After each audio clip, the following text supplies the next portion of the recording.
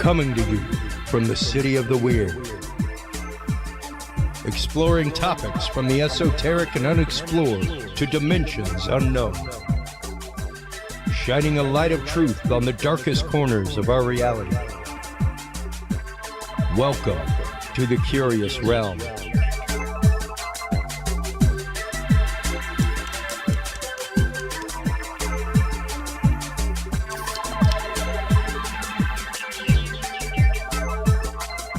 Well, hello everybody and happy Tuesday night. Sorry about that, Facebook. You got started a little bit late, but just in time to see Bigfoot and all that kind of good stuff in the intro. Hope everybody is doing great tonight. Stay tuned. Coming up soon, we will have a special St. Patrick's Day episode next week. We will also be talking next week with Dr. John Hall. There was an amazing 60 Minutes episode done on the Havana Syndrome weapon, the discombobulator, as our good president called it. We'll be getting into that and so much more with Dr. John Hall next week. In the second part of the show tonight, we will be joined by Molly McCord, and we will be talking about astrologic energies and the way that if you are a zodiac follower, if you are a star chart reader, the way that astrology plays into our life, the way that these alignments of planets and stars and blood moons and lunar eclipses, solar eclipses, the way that all these things change the energies that are resonant in the world around us. And in the first segment tonight, I am very happy to welcome back our good friend Nathaniel Gillis. We will be talking about his concept of necronetics and this idea of basically a race of demons, spirits that have been around since the dawn of man or before, that are using us as vessels through which to breed and continue on. Welcome back to the show, Nathaniel. Always great to have you on. Thanks, man. It's great to be back here with everyone, and you're one of my favorite hosts in the field, so thank you for the invitation. Always great to chat with you. I think it's all too infrequent, but it's also one of those, your work is heavy and thick, and it's also one of those, it takes a little while for some things to develop, and over the last many months since you were on last, you've had some great developments going on with getting the message out, getting the word out. Before we get off with that, Nathaniel, tell us, how did you first come to the world of, I guess really the only way to put it softly and in a way most people might understand before we get into what necronetics is, how did you first come to the world of demonology and demonological study? So I grew up in a haunted house, experienced a lot of phenomena, primarily when I was alone. And at the same time, I was attending a local church and trying to understand my experiences and go into my leadership and having them kind of not really scoff at me, but they didn't really know where to put me and to put some of what I was encountering. And so at a certain age, I realized that, number one, I wasn't crazy. And number two, if I was going through that, certainly other people were also going through it and probably have went through it their entire lives. And so I wanted to know what they had to say. I wanted to know what they could do for me and if perhaps I could add to their pilgrimage as well. That's how I got into this, is a direct encounter with the phenomenon. And what did that encounter do for you? A, what did it do to you? B, what did it do for you when it came to studying? So at first, it was deeply traumatizing. And I mean, I'm talking about being paralyzed in fear at the age of 8, 9 years old and hearing disembodied voices talking to each other above my head, or what's called direct voice phenomena. And so I went through all these experiences trying to just figure it out, like it was as if when I went to bed at night, the veil thinned in my room and things would just happen. If anything, it gave me some kind of an immunity. I've had cases where people have been murdered, and I had to go in there and cleanse the home or pray for the family and stuff. And I was never afraid, ever. I had some kind of confidence that I gained during those silent moments when I had encountered whatever this intelligence is. But that was one thing, and something else kind of creeped into my worldview. Number one, I witnessed different entities, or what people would consider different entities. And at the end of the day, my friend, I realized that these weren't separate entities. It was a one singular intelligence that was masquerading as various archetypes. And so that kind of changed my view. And then later on, I got a hold of one of the most famous parapsychologists ever, and that's Steve Mera. And then by virtue of a scientific method, it kind of corrected and confirmed everything that I had already believed. So it's been a fascinating ride. Well, and let's start getting into that belief real quick, because you mentioned something that I think there are a couple of very important points to bring up before we really dig here, Nathaniel, and that is you brought up the point of intelligence, that there is an intelligence at work here. This is not a spirit, like a disembodied spirit that is attacking someone. This is not an entity in that kind of way. What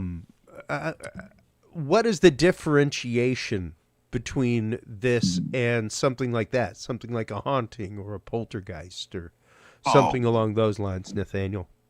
Well, originally in parapsychology and even demonology. Oh man. Hold on just a second. Your connection just went crazy. And so she really messed up. Could you repeat that for me real quick? I'm sorry. Your connection went crazy there for a second. No way. Can you hear me? Yes. Are you still there? Can you hear me now? Yeah. Okay. That's what I thought. All right. Good. Oh, yeah. I'm right here. Okay. So could you repeat that You response for me real quick? Yes, I am. Uh-oh. Yeah. So what happened within our classification system is that we got a lot of things wrong, Chris. A lot of things wrong, buddy. And especially when it comes to that classification system, how do we once again tell the difference between the spirit in that kind of way, the disembodied person, the soul left behind, and what this intelligence is? Absolutely. So within demonology, there was an argument as to whether or not we are dealing with some kind of mutated consciousness. The problem is that if that is in fact an incorporeal entity, then how is it self-replicating and impregnating female victims? There's a problem within that model. And so what early demonologists, even Thomas Aquinas, tried to do was, and this is hilarious, at least from my perspective, was say, okay, well, what they were doing is spiritually, it makes no sense, right? They would go and they would collect secretions from a man, and then they would somehow reproduce with a woman, but they were spirits that had the ability to do that. It made no sense. And that's one of the instances where the classification system failed to explain what was really going on. And that's why you have people like Father Sinistra of Amino who came out and said, no, if they're replicating with women, there is corporeality there. It's not just consciousness. And so what I've done here within my field, Necronetics, is kind of highlight a species that exists that it has the ability to secrete, it has the ability to reproduce with the human race. And whatever that is has been, it's not been classified or qualified or even documented, really. I mean, we're still thinking they're spirits, and that model has failed miserably. Well, and, I think that, number one, yes, I would tend to agree with you that there's been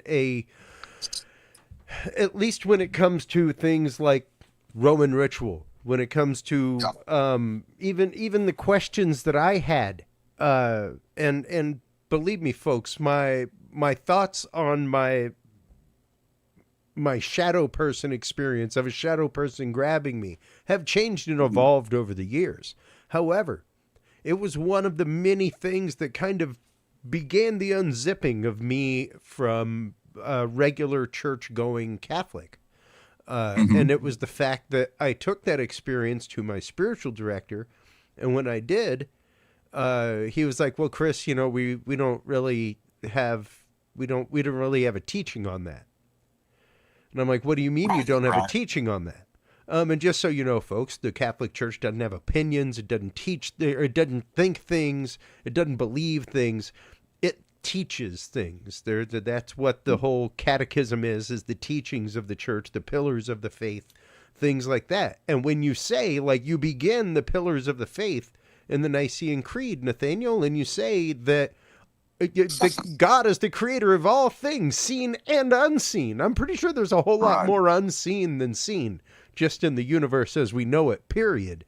But when I come and I say something dark grabbed me and tried to come on top of me, you tell me you don't have a teaching on that. When you tell me that there are dark things stalking around every corner looking for my soul, stuff like that. So it was a shark that I could not jump, so to speak, is the only way that I could put it, where it was like, you're asking me to believe in something based on faith alone. And when provided some kind of inkling of this, you have no response to it. And that to me was probably more disturbing. And I think, as you're saying, as I'm saying right now, I think slightly unresponsible. It is, man. It is, buddy. And the problem is, a lot of people will follow dogma to interpret their data. And what I'm trying to do is the complete opposite, right? Because there is something that exists here on this planet that is embodied, and I'm going to use this term very, very intentionally, that the closest model that looks like them would be like a species of occult practitioner. Like not just a person, but a species of practitioners. And that's what Sinistrari really came to himself, was that on this planet, there's something else that exists. Yeah, and what they're doing is they're performing rituals on their victims. And so that's a whole nother show, my friend. But that's another example of how easily we get trapped within language, and that language is calcified within dogmatism. And then at the end of the day, we have experiences all across the world who really have no classification system for what they're dealing with. And that's deeply troubling, especially for a researcher. Well, yes, when it comes to research, that is hugely troubling, because if somebody doesn't know, how to explain what is happening to them.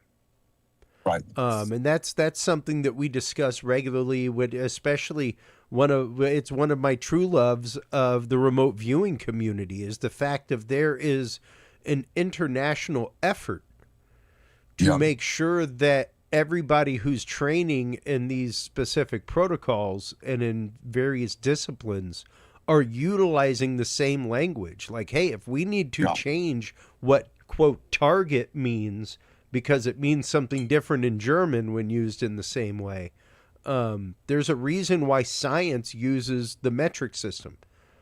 Right. We may use standard on all kinds of things here in America and in maybe another place. But aside from that, the metric system exists so that all of science can communicate in the same way.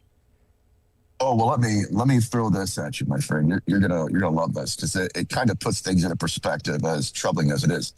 So the classification system failed because we were mythologizing the mask the phenomenon wears. And what that means is, in early demonology, without any technology, we would go into investigations and we would see things like apparitions, UFOs sometimes being witnessed after these hauntings. And we thought that's what they were, right? oh, it's a, that's a UFO, that's a UAP, that's an apparition. We didn't realize that if we actually captured them on camera, there was no apparition. They were just balls of light. And so if you and I never had the technology to pick up the ball of light on camera, Yeah. we would have went and mythologized the apparition, even though that apparition is just the result of the phenomenon diversifying itself in our presence, right? And that's why, it's another reason, I guess, why the classification system falls apart. Because if that's a construct and it's not real, Yeah. then we're in deep trouble. Well, Deep and trouble. you know, man, that brings up something that I probably every show, at least once, that I mention. And that is, and I have a rote phrase for it. I believe that there is a large hominid species roaming the woods of North America and beyond, known as Sasquatch. However, I believe that there is also something else that is willing to use the trope of our mind and our want of experience as consent for a point of entry into this realm. And that's something that we have to consider, folks, as researchers, because we may well be the one opening that portal, Nathaniel. Like that's quite literally one of the reasons why I ward investigators and researchers away from like rabbit holing on the topic or the location that they're going to investigate before they go there. Like, you should be going as blank slate as possible.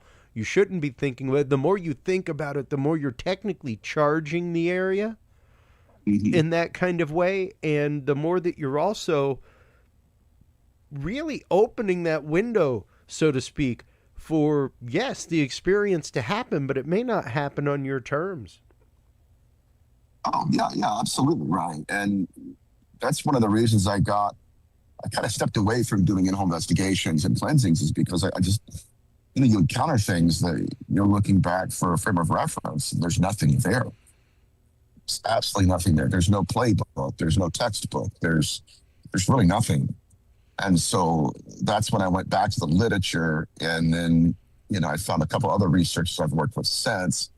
But, we're all in the same boat here. But what we're realizing is that there's a lot of models in the phenomenon that we have to deconstruct before we're allowed and are able to move forward in the research. This whole thing that if you're abducted by aliens, you just say the name of Jesus, then it'll work every single time. That's not true. And what ends up happening is that when it doesn't work, that individual is even worse off, because now they feel like there's something wrong with them. Maybe God doesn't love them enough, And that's a problem for me, because then I get, emails and phone calls from people like that, and they're pretty tore up. Because now it's not just the fact of being taken. That issue's compounded by people telling them they didn't have enough faith.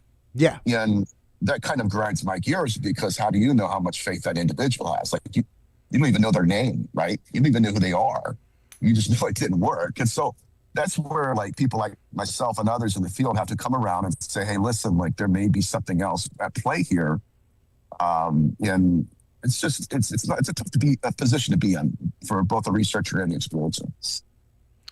Well, we're talking once again here about an intelligence. And when we say that, I think it's important to add the word ancient to that. Yeah. Something that, once again, has been around and been rebirthing itself and basically cloning itself over and over and over throughout humanity. What kind of technology would they be using? Because, for me,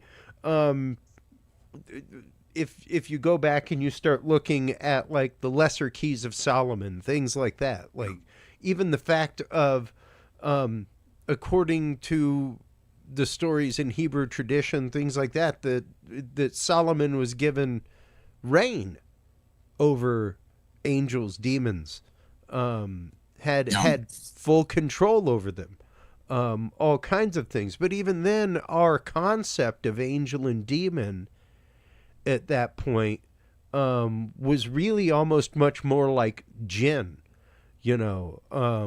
in a way. So Yeah. how did these technologies come about? How have they been used over time, and how are they being used now, Nathaniel? And how can you quantify their use? Yeah. So let's go again. Let's go back to Aquinas. Let's go back to Sinistra, where both of them acknowledged the existence of a self-replicating species, right? And Sinistra was one of the very first demonologists that came back and said, okay, there is something there that doesn't fall underneath a religious definition. And he knew this because of two things. Number one, the entities that were attacking these women were combining their secretions with sigils. And so at first blush, it looks to be a chaos magician. It's fascinating stuff. So we have that, and we take that, we put that aside, and then we go to another case study of his, Aminos, where he's going in there and he's walking on a dirt road at night, and he sees this entity just emerge out of the darkness, out of the street. And he describes it as best as he could. He's like, I knew this was not human. He's like, so the only thing I could do, he said, I had my holy water, I had my amulets, I had the cross. He's like, I went through every spiritual practice I could find. And the entity just looked at him and then walked right back into the woods, disappeared. And so then he's got to ask himself, right? He's a priest, so maybe it's his faith that failed. But then again, he's full of faith. So that's why he kind of realized that, yeah, there is an unclassified species out there. We have no classification for it. We don't know what it is. We just know that it seems to be a practitioner of high magic. And what's so fascinating about this as well is that they seem to be a part of a mystery school that transcends all known mystery schools. And even modern magicians are just now catching up to where they were. This is why you have like Austin Osman Spar and his phrasing of sigilization. Then you have Peter Carroll, the grandfather of chaos magic, talking about how to transfer your consciousness into a fetus that you have impregnated a woman with. So really what we're doing is we're actually remembering what these beings knew for the last 1,000 years. It's just, and I think, again, that our federal government knows it's been occurring, but they don't know how. And so I think that hopefully that's what Necronetics will add to the field, is kind of breaking all of this down for fellow researchers and experiencers, and then hopefully birthing something that will change the trajectory of the field forever. Well, especially whenever you're talking about the idea of that rebirth, that bringing things forward. The one thing that it reminds me of always whenever we talk about this is the homunculus, Yes. which was a creature from alchemical lore, basically almost like a golem that you would create out of biological material and, once again, high magic, something like that. But yeah, the idea that what would be the purpose for this, Nathaniel? Yeah. What is the purpose of this ritual? And let's clarify this a little bit, especially the ritual. Do we know about it? So what happened with the incubi literature in these case studies is that they realized that there was an embodied entity that seemed to be a practitioner of the occult that was combining his secretions with sigils, hoping that they would project whatever's ever in them, consciousness, an entity, into that new biological avatar. So we're not really talking about rebirth, we're talking about transmigration. Not unlike the demoniac in the Gathering, right? When they cursed him, the same spirits that went into him went into another a body. There were pigs. That's what I'm talking about, is the transfer of consciousness by virtue of ritual. And so later on you have, or not even later on, you have like in anthropology, especially in the book Golden Bow, you have what's called the Red Rite. And that is a practice of an ancient warrior who, if he was mortally wounded on the battlefield, they had a practice where they would try to project their consciousness into another body to prolong their existence. And so we would call that possession, but it's under different context. And so within demonology, you didn't just have possession, you had pregnancy. And not just that, but we've had cases in the Dubuque phenomenon, 16th century. Both of those are being discovered in the same people at the same time. The women were both possessed and pregnant. And so then you start to ask the question, okay, what are they looking at? And then you have Peter Carroll's research in Liber Null, where he discusses the red rite in even greater detail, where he says, yes, an adept, this is an incubus, by the way, will impregnate a woman. And then the avatar that she's pregnant with, the spirit within him will take over that child as a new social skin. And so that is what's called a red rite. Now, what's fascinating is in the red rite, according to Liber Null and Peter Carroll, it's not just a spirit takes over that fetus as its own body. It's the practitioner himself. And that's what I think Sinistrari was trying to articulate, even to the limitations of his abilities, right? He didn't understand that. But that's why the sigils were there, because it was sigil magic. That's why there were sigils were mixing with secretions, because what they were trying to do is to transfer their consciousness into another fetus that they had impregnated the woman with. Now that's called self-replication. And but that's the foundation of Necronetics. So it's not like they were trying to create a doppelganger, anything like that. It's more the fact of they were basically trying to and was the woman impregnated before this possession occurred? So in Softy, which today it's called Softy Israel, this is the 16th century. You had about a dozen or so women who were accosted in the middle of the night by an entity. That's your incubus, and they copulated with them, and then the next day they're possessed, and then in the next about 3 weeks later, 4 weeks later, they start having symptoms of pregnancy, and then it slowly evolved to where these rabbis and exorcists were interrogating the spirit within the pregnant woman. And that's when they give their account, right? It wasn't just a spirit. It was something else, another species they were dealing with. And that these women had two pulses in one body, two heartbeats in one body. And here's what's crazy. The moment the exorcism took place, right? I'm kicking out the consciousness. The phenomenon took the fetus as well. And these women ceased all symptoms of pregnancy. But what that did, though, is it changed the field of demonology, because these exorcists realized something that is absolutely profound. Are you pregnant by the entity, or are you pregnant with it? And that is the fulfillment of the ritual of the red rite.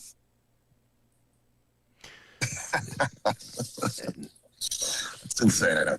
And has there ever been any, I guess, because of course these cases happened back in the 16th century, things like that. Has there been any carry on of this into the modern age? Has there been any repetition of this, any sign of this continuing into today?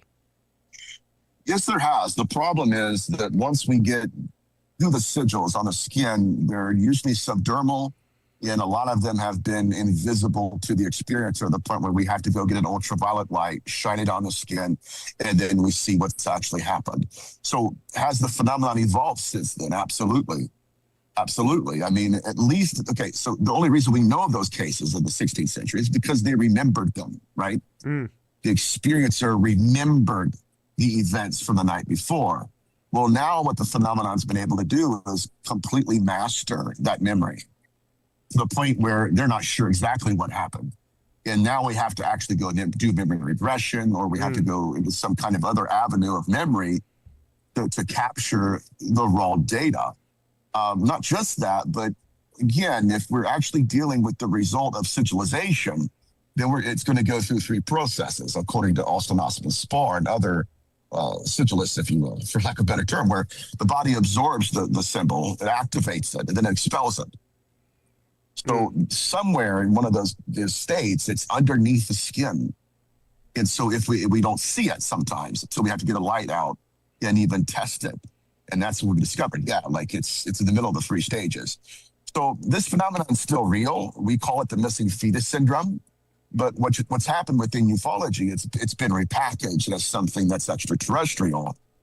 It's just another one of Yeah. those symptoms, Well, unfortunately. and we actually had a question by a listener. Yeah. Why do you, Nathaniel, think that there's an uptick in UFO sightings, especially in the Middle East right now, as the phenomena seems to follow conflict? Does seem to follow conflict, and it follows ritual. So I am not of the opinion. I know that there are people that are going to say, okay, that they're going to save us. I do not believe that. Mm. Tel Aviv is on fire. Haifa is on fire, and I just don't. I mean, they could have saved us during the Holocaust. They could have saved us during Yeah. Hiroshima. None of that took place. So I do not believe that they are our saviors. I think that they're just monitoring it. They're curious, but it's not okay. It's not just that that there is an uptick of manifestation in the Middle East. These things are everywhere now, and what's happening is that, like, some of my colleagues and I are connecting them to occult areas, like especially Brazil, and that's some of Ronnie Vernet's work, and you guys have to look at his documentary. It's fascinating, but the whole case study originated because there was an occultist who had performed rituals under the ground, and then next thing you know, these creatures show up. So there's a profound connection, and it's not a bug. It's definitely a feature. Well, and let's get into that real quick. The idea of, once again, these things being connected, because just last week we were discussing, and we've discussed it with you before, and I'll bring up the image right now. But let's see. Whoop, there we go. Look at that. I put CR into my Google, and Crowley's lamb drawing immediately pops up. So I will pop this up on screen for the audience. But what a lot of people do not realize, whenever you're talking Aleister Crowley, whenever you're talking Nova Ordo Temporis, was that it? The Order of the Golden Dawn, things like that he started. That was started with L. Ron Hubbard from Scientology. That was started with Goddard of the Goddard Space Institute. There were quite a few people that were very, very deeply involved with very deep things with their government and with technology, things like that were involved in this high magical society started by Crowley. And during the workings that he did, which are part of what inspired Ghostbusters, things like that, during one of those workings was when they summoned Lamb, and there he is. And this is who became like an advisor, like almost a consigliere to Crowley for years and years. And this was a dedicated summoning. This is what they wanted to do. It was part of what they were doing to like try to bring about an Armageddon, things like that. But that's when they met Lamb. And that's when Crowley started talking with him regularly. And when you look at Lamb, folks, for those out there that are just listening, you're looking at a very large almond head, increased in size on the top, smaller on the bottoms, large almond-shaped eyes, small nose, small mouth. Like it is almost the quintessential gray. Let me freak you out for a bit, buddy. You ready for this? Oh yeah. This is some crazy stuff. So Skywatcher recently came out and said that they have been told by government insiders that the egg-shaped UAP came from the afterlife. Now, you take that, you compare it and contrast it to the Collins Elite model of the phenomenon, where they said whatever these beings are, they're not coming from hell, they're coming from the afterlife, right? You take that aside, and then you go to what's called Lamb the Way, the Psychonauts workbook. It's a compendium of diaries written by Lamb practitioners for over 20 years, buddy. And these are people that performed rituals, and they actually contacted his representative or Lamb himself. In Lamb said, he is the way. The way, I am the way. Now, his egg-shaped head was said to have been, I guess, the presence. It held within him the actual entity that is Lamb. And they had this so much that these beings were telling these practitioners that you need to prepare yourself for the egg, because when you see the egg, that is the presence and manifestation of Lamb. And then we have the egg-shaped UAP that we're being told comes from the afterlife. Well, and that Weird. it brings up so many things because even whenever one of the images that I brought up before the show, because I knew that we would get to this, is the Cyphroth, the tree of life. The whole idea of a multi-dimensional space and how as you vibrate higher and higher, you become closer to ether. Things like that. And this is from alchemical text here, folks. The one that you're looking at specifically. But the whole idea behind it, and the whole idea that yes, we know that we are entangled beings, that we are entangled with parts of the cosmos, that we're entangled with parts of other dimensions regularly. So the idea that, and this is a thing that we get into with CE5 all the time, is sure, you can CE5 all day long, but the problem is, once again, you are putting that call out in a very open-ended, open fashion of, please give me experience. Yeah, absolutely. And the problem is, people, they get in over their head and they're not prepared for what shows up, because if you're not an initiate, and this is a fact, that things will go south for you, even if you are an initiate. That's why I'm saying that whatever some of these beings are, they transcend all known models of esotericism. The only thing we do know is, yes, they are performing rituals. And we do have hints of that. I mean, again, chaos magic. But that Lamb thing really freaks me out, guys, because it's almost like they were prepping their own practitioners. It was prepping his own practitioners for the presence of his manifestation. And it's almost like that's why Skywatcher was told, yeah, that's from the afterlife. Now, if you were a part of the Collins elite and they told you that, right? Oh, that's part of I'm telling you, that would fit right into their model.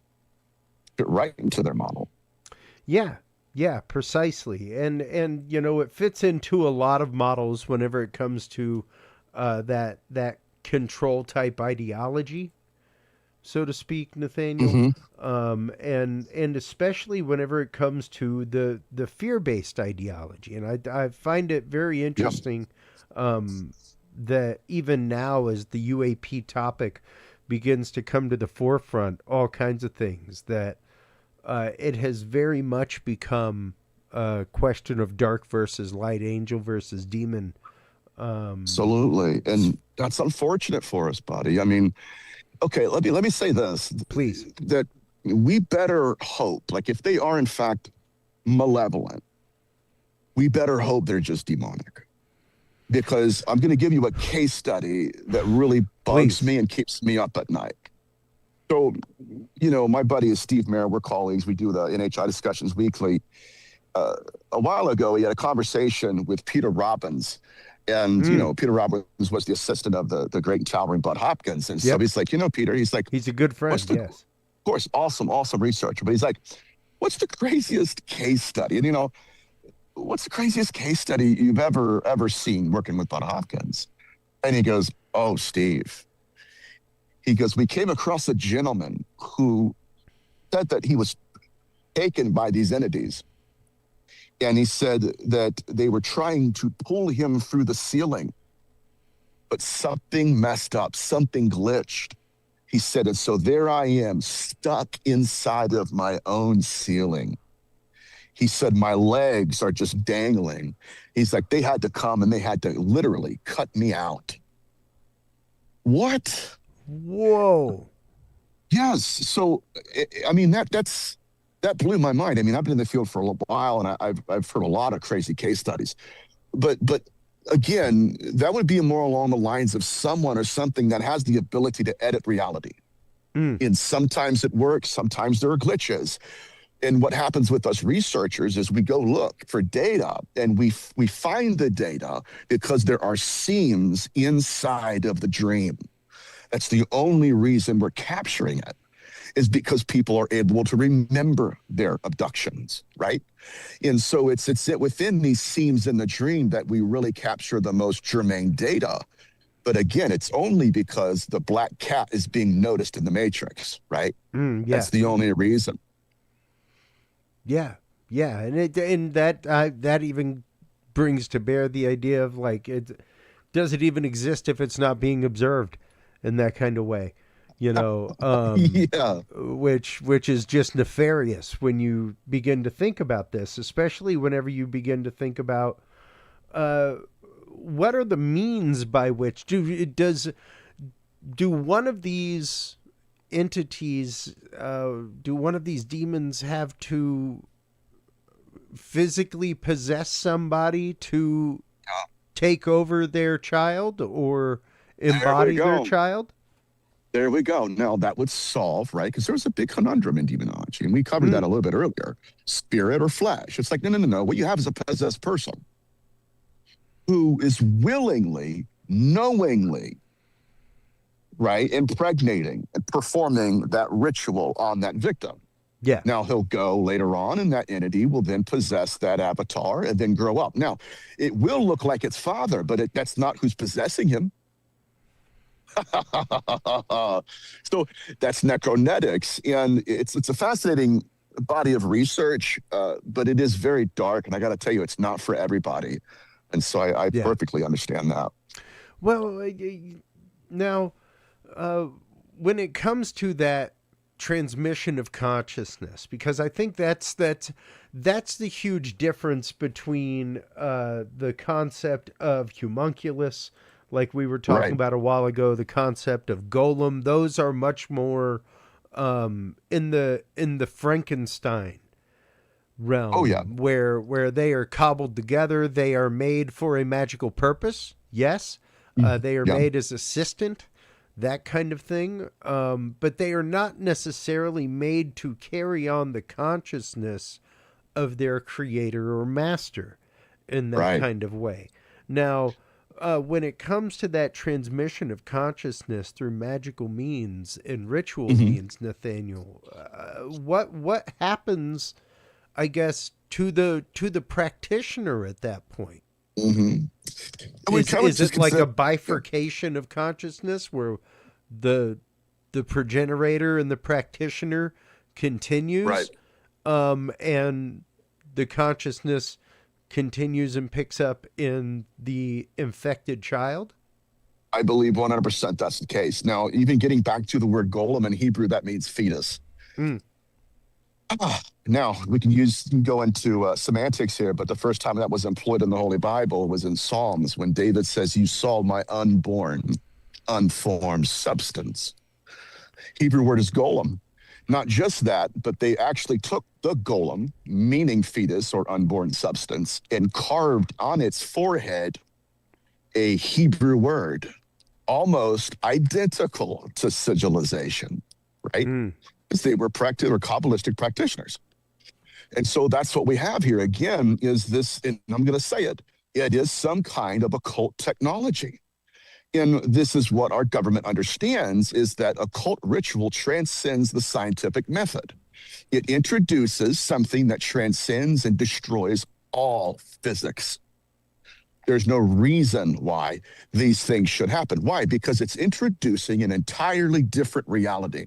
And that reality plays by entirely different rules. And so from time to time, when the ritual is successfully fulfilled, though the veil will thin, you'll have two bubbles merge into one for a temporary moment. And that's what we call, right, something like that. Like a miracle in a sense, right? We're okay, that this shouldn't be happening, but it is. Why?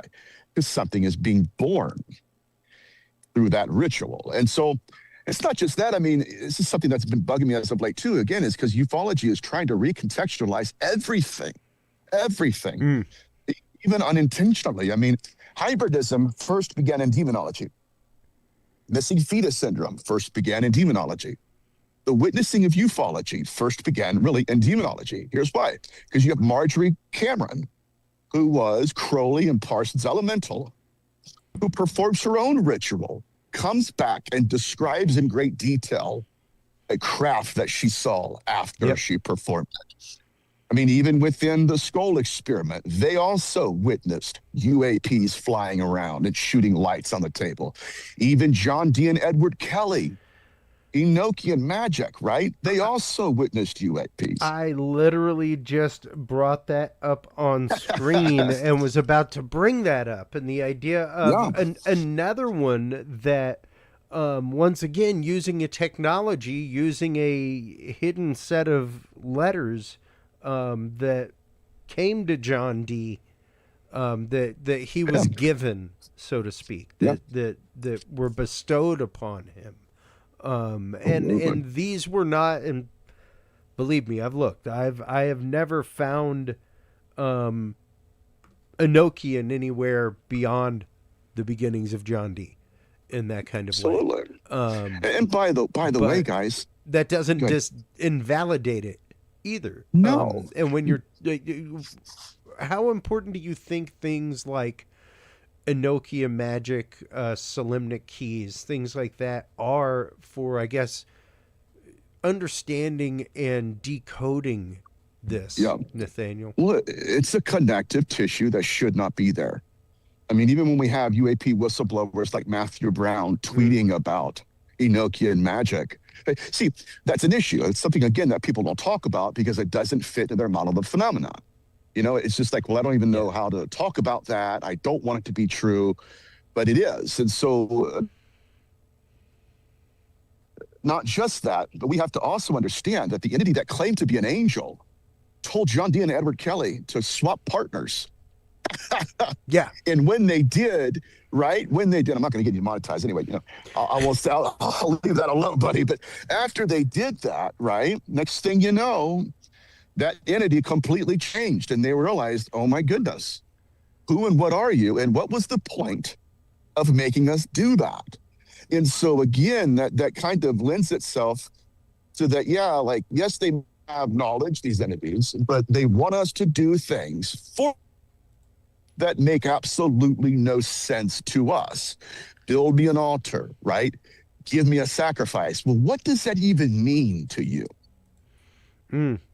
Like, what do you get out of that? And I remember reading some old books about idolatry within Levant, and these scholars were wrestling with that too. It's like, okay, their only argument, at least one of the most valid ones, was that the more time we give them on Earth, the more time they have in their dimension.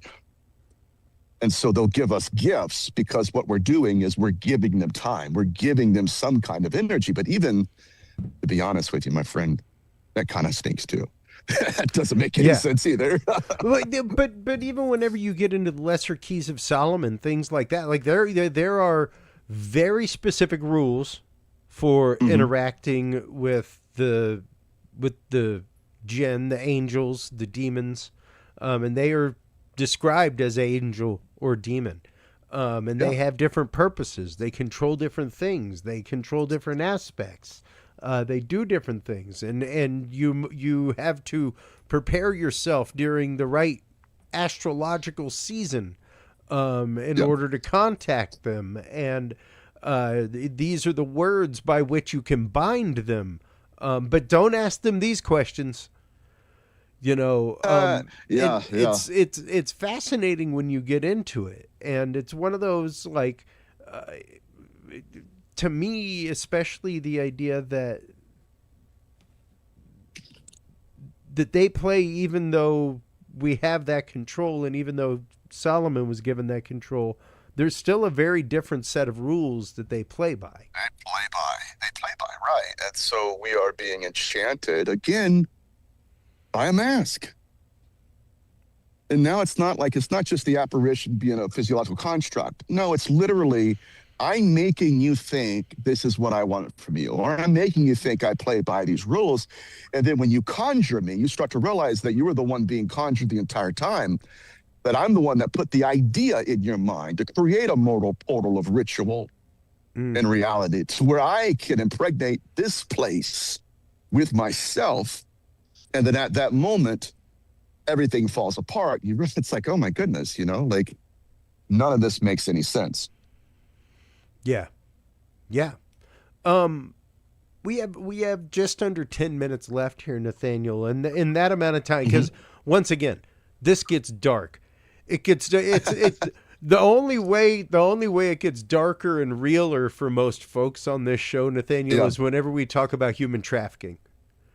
Right. You know, where it's like, no, like, this is real too. It's happening in your backyard, folks. And believe it or not, it's one of those, the thing that I am always reminded of is Father Malachi Martin and his book, where he talks about the difference between obsession and possession, demoniac obsession and demoniac possession. And he's like, when I walk down the street, I see so many demons looking back at me. And what he meant by that was we as people tend to become demoniacally obsessed with things. And it's literally the step just before consented possession, folks. The point where you're just at the point of addiction. You're just at the point of saying, yeah, okay, I'll do something beyond means to attain this, or to get this, or to do this. I'm so in love with that chain. Oh, I'm just in love with that girl over there. It reminds me of Love's Gonna Get You. You know, the old hip hop song, because that's what it is. It's something that do we require consent for this to occur, Nathaniel?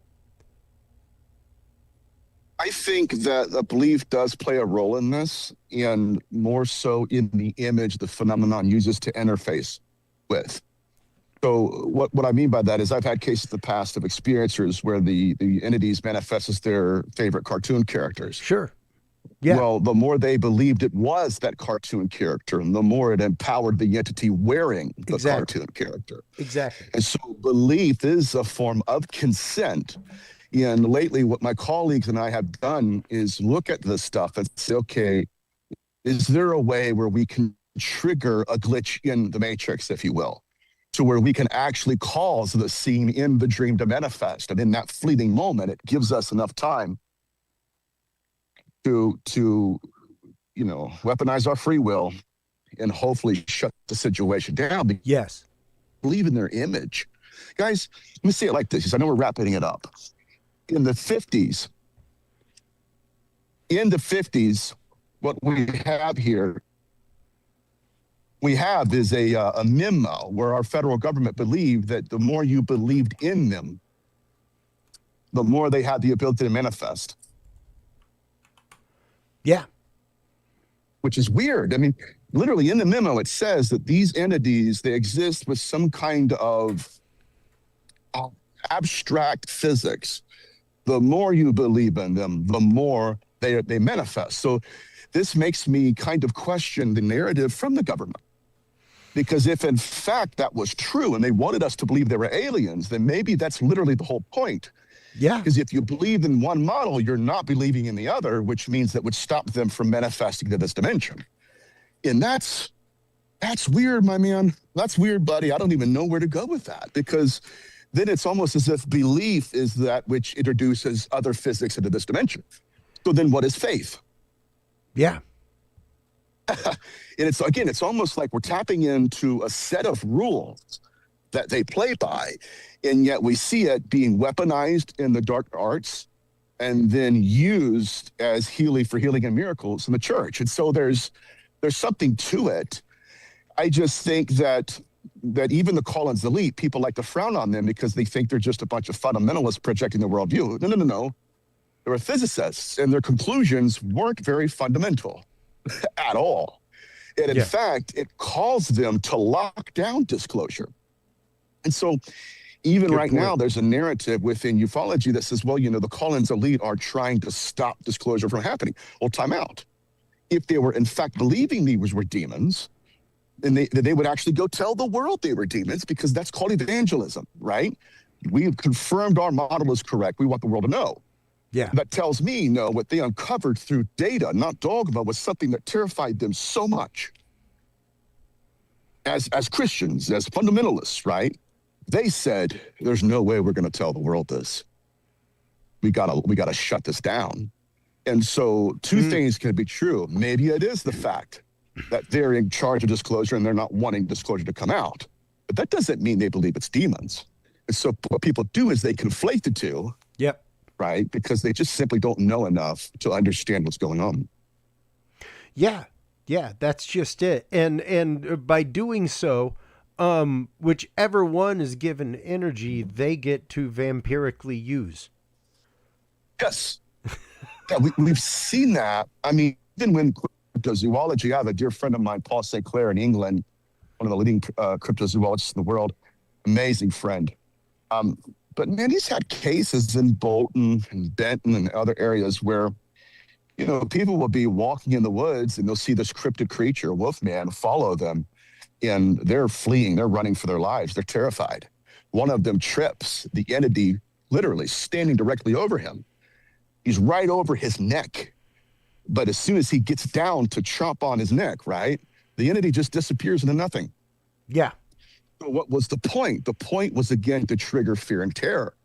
And so not just that, but some of these entities have actually been following cars that are going 45, 50 miles an hour.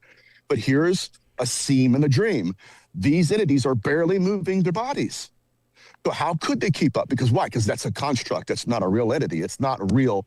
It's real, right? But what it's projecting is a construct, and that's a glitch. And so a lot of these, and not just, we've seen that pathology even within ufology, right? Where these entities seem to be glitching in and out. And it presents a problem with us, you know, for the research. Yeah. Yeah. And especially whenever you start talking about, well, I bring it up all the time, the idea of vibration with these things, the idea of dimensional vibration in that kind of way.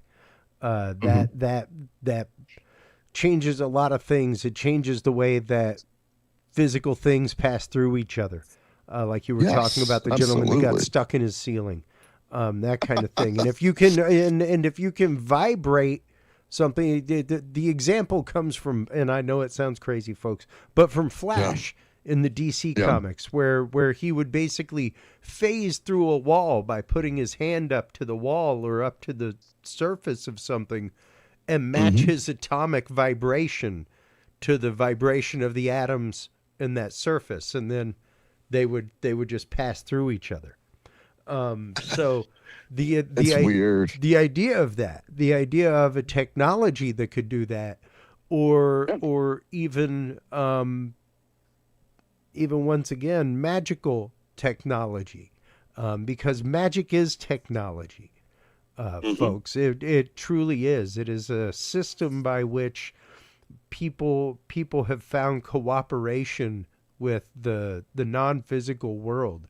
And just to loop this right back to the beginning of the conversation, Nathaniel, that whole aspect of, I believe in God, the Father Almighty, creator of heaven and earth, of all things seen and unseen. Never forget that second part. Like that is a pillar of the Catholic faith. And to deny that, I think, is hugely dangerous. And I think to deny, and this is whether we talked about it last week with Bob Spearing, we've talked about it with Earl Grey, God rest his soul. We've talked about it with numerous people. The idea that it's the fact that you are opening up an intent, you are opening up an open consent for experience. And if that is not bookended, if that is not cared for, if that's not, I mean, even whenever you read the Gotia and the Lesser Key of Solomon, there are specific instructions on how to protect yourself and on what not to do. And there ain't a whole lot of those instructions anywhere else, Nathaniel. So what can people do to protect themselves? What can they do to keep their eyes open to this as we close things out tonight? So there are two things going on. If an entity manifests to you, question the image immediately. Question its intentions immediately.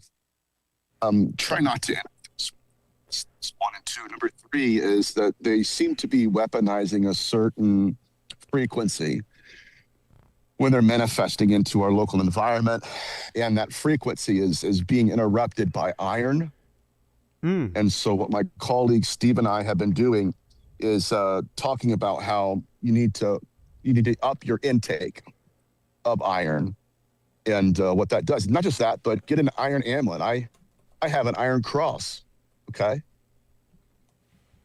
And it seems to be really working well for me, but that's what I recommend. So all of those three. That is fascinating, because iron in magic is a grounding agent. It is something that is used as a ward against evil, as a ward against the evil eye, all kinds of things. So everywhere, buddy. Everywhere. There you have it, folks. Nathaniel, thank you as always for your time. Thank you as always for your wisdom, your deep held knowledge on this topic. I love breaking into this with you every time that we talk, both privately and on air. Yes, sir. So, always a pleasure, brother. Always. Same here. Thanks for hopping on short notice. Before we let you go, let everybody know where they can go to keep up with your work, where they can go to find you, all that kind of good stuff. So if you want to follow me, you can go to my Instagram page, Nathaniel Gillis. You can subscribe to my YouTube channel under the same name. If you're interested more in my work, want to support it, or just follow me in a deeper way, you can go to parasymposia.com, symposia like symposium.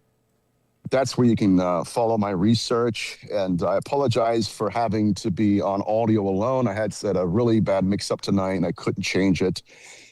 So next time, you'll definitely have to see my ugly mug. How about that? I saved you guys. Well, always a pleasure, my friend. You take care. Yes, Godspeed in all that you do as always. And I'll send links, all that kind of good stuff. All right, buddy. God bless. Have a good night. All right. You too. Take care, man. Wrong mute. Always an amazing conversation with Nathaniel Gillis, folks.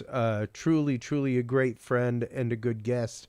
And the knowledge that he has on this topic, once again, there is demonology, and then there is demonology on another level. And I think that the work that Nathaniel has been doing on Necronetics for the last few years, the last many years, is absolutely incredible. So make sure to stop on by, folks. Check his work out at parasymposia.com. While you're there, make sure to stop on by Curious Realm. CuriousRealm.com is where you can like, follow, subscribe.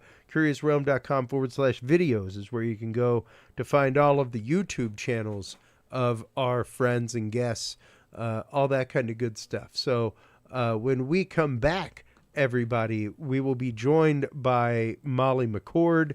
We will be talking about astrologic energies, birth charts, planetary alignments coming up this year and what they will mean for us. All kinds of things like that right after this.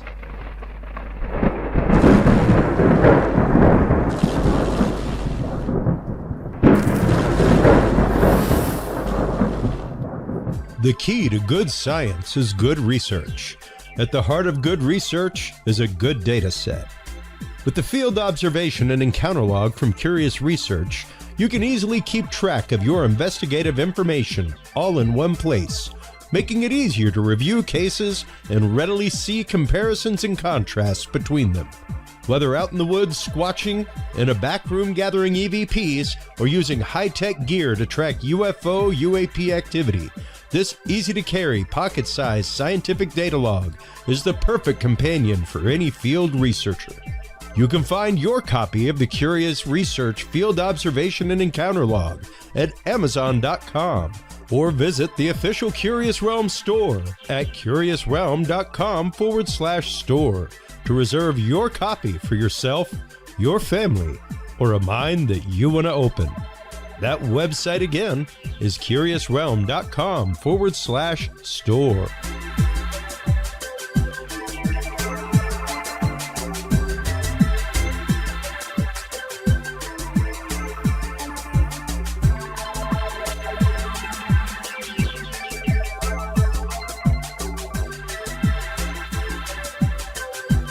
Well, hello, everybody, and welcome back from that quick break. Thank you so much for staying with us. Also, thank you so much to our sponsors, especially True Hemp Science. If you're a user of CBD products like I am, stop on by True Hemp Science today. They are your source for amazingly crafted CBD products made right here in Texas, folks. Christopher Lynch and True Hemp Science use a spagyric process by which every part of the plant is used. Every part of the hemp plant, folks. That's the seeds, stems, buds, leaves. Everything is used, combusted, reused, and that process followed again and again until nothing remains but an amazing spagyric product, complete with terpene profiles and all. Stop on by True Hemp Science today. The website is truehempscience.com. The code that you want to use is Curious7 to save 7% off your entire cart of $50 or more, and get an edible on the way out the door as well, folks. Our guest in this segment is the amazing Molly McCord. She is the author of Astrology and Soul Growth Astrology, as well as Awakening Astrology. Her website is Molly McCord Online. Her specialty is astrology. And amazingly enough, as we record this, number one, welcome to the show, Molly. How are you today? Thank you, Chris. I'm great. Delighted to be here and to have this conversation. Thanks for having me. Absolutely. Same here. Astrology is one of my hit points in the world. I'm not I'm much more into astronomy than I am astrology, and we'll get into that definition in a second. But there is something very special when things align. And right now, we are looking at a couple of major alignments. Here it is from space.com. Actually, the 28th. This is being recorded on the 27th, folks. But on the 28th, there is a major string of pearls alignment where all the planets of the solar system will be aligned along the horizon. There is a major conjunction right now between Saturn and Neptune. The blood moon is getting ready to happen, the lunar eclipse. So it is a fascinating time in astrology and astronomy right now. This is one of those times when and then not to mention just the general old Mercury retrograde happening. So that's a lot to ingest in the top minute of a show talking about astrology, Molly. Well, it's not boring on planet Earth right now, right? Like there's more than enough. Yeah, if you want an explanation, folks, as to why things may be going so awry, that's just 1 week in astrology this week. Yeah. So. And it's all significant on its own. Each of these events is important as a standalone. And then you have them all lining up here. And we could feel quite scattered, overwhelmed, uncertain.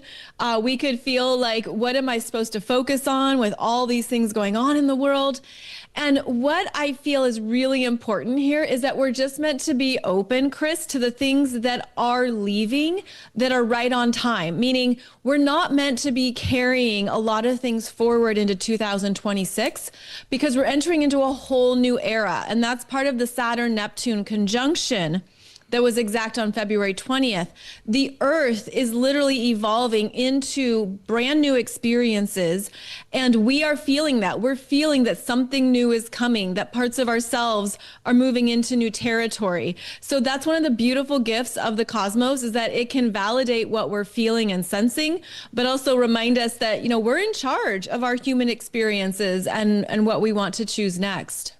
Well, and, with that in mind, Molly, before we really delve deep into A, the Saturn-Neptune conjunction, B, the Age of Aquarius, which we are now on the doorstep of, things like that, how did you first come to the world of astrological teaching? How did you come to doing astrology for a living, doing birth charts, things like that? Yeah, well, it started as a very unassuming passion and hobby when I was a teenager. And the knowledge of astrology just always spoke to me and called to me, just starting with the sun sign, understanding as we all do. Then you go deeper into your own chart, which you can get for free, by the way, at any number of websites or apps. You dive into the particulars of your astrology chart, what each planet means, what each house means, what the aspects mean, and you start to see more of your own energy coming alive. And this is where it becomes very specific and very individual.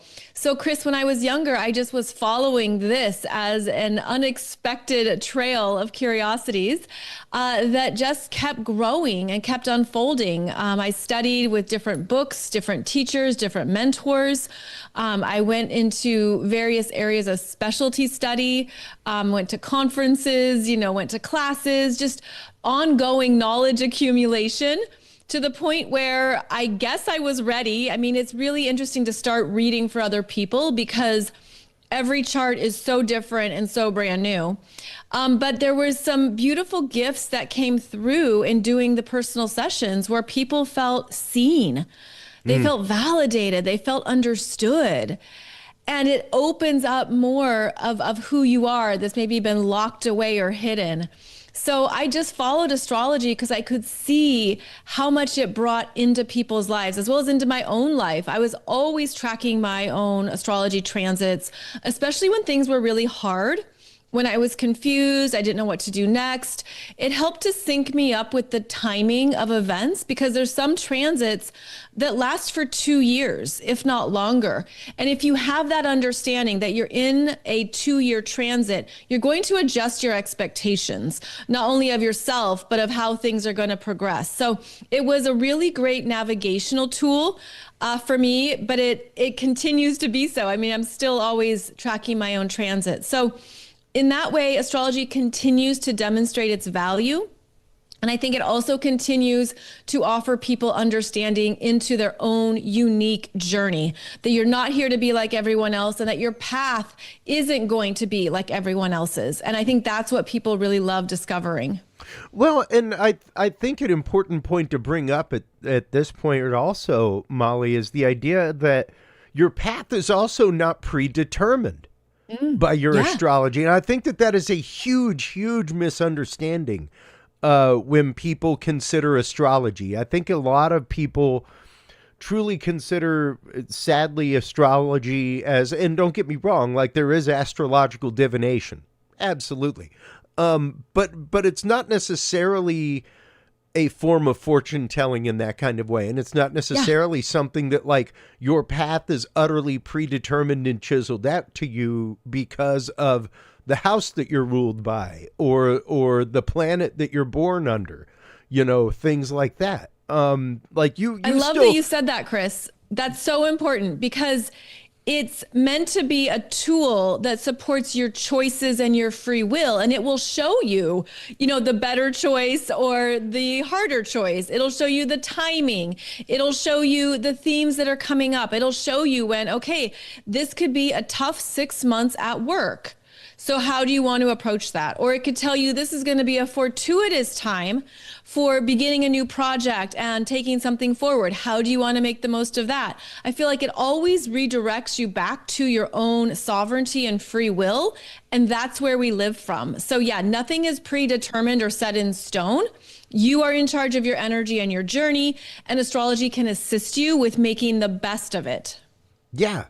And granted that though, Let's start at the beginning here, because I think before we even get into what a transit is, I think a lot of people get lost with the fact of even the whole planet and house concept.